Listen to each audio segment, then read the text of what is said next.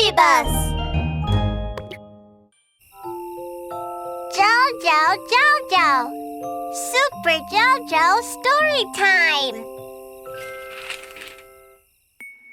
Swan swam over the sea. Swim, swan, swim. Swan swam back again. Well, swam, swan.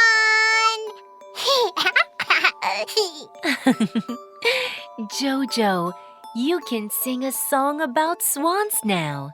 Let me tell you a story about swans then. Yay! I would like to hear a story about swans. This story is called The Wild Swans. Once upon a time, there was a king. He and the queen had 11 sons and one daughter named Elisa. Wow! Elisa had 11 brothers. Yes. Later, the queen passed away. The king married a new queen who didn't like Elisa and her brothers. She chased Elisa out of the palace and cast a spell on the 11 brothers, turning them into swans. Then she had them chased into the open country. Mom, this queen is very bad. Yes, she was a bad queen. Elisa left the palace and she walked and walked. She finally arrived at a forest.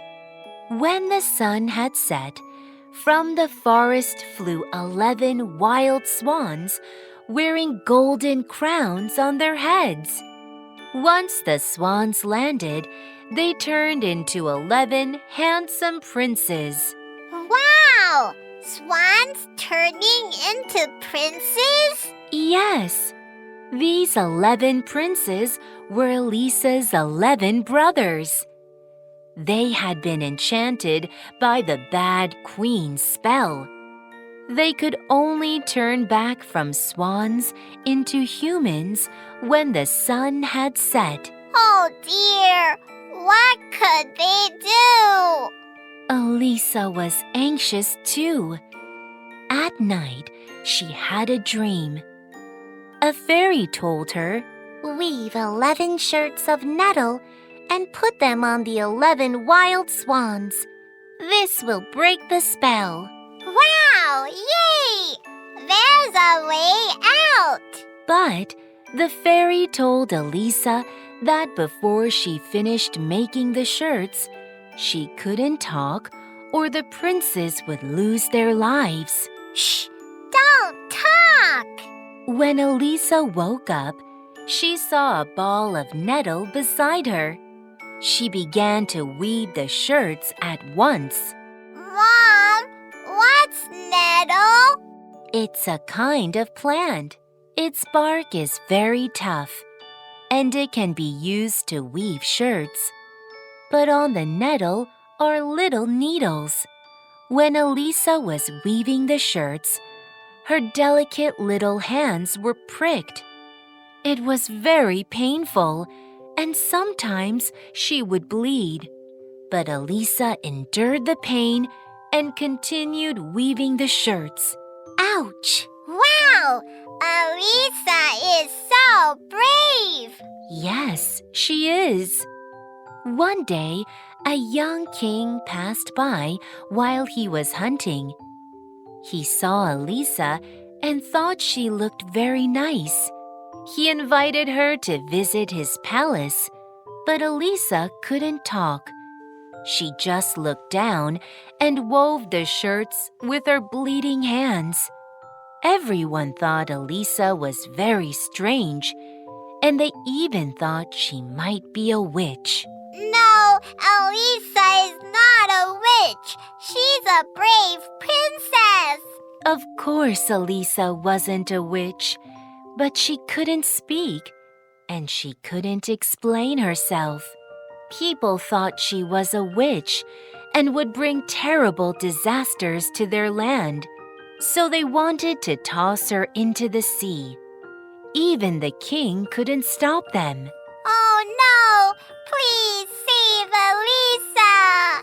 Elisa knew that she was about to die, so she made the best of her time and wove the shirts as quickly as she could. But there was no time.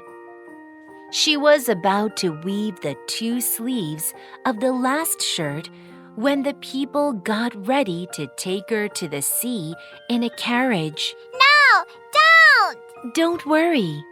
At this time, 11 big swans flew from the sky. They surrounded Elisa, flapping their wings. Elisa tossed the 11 shirts into the air. Whoosh!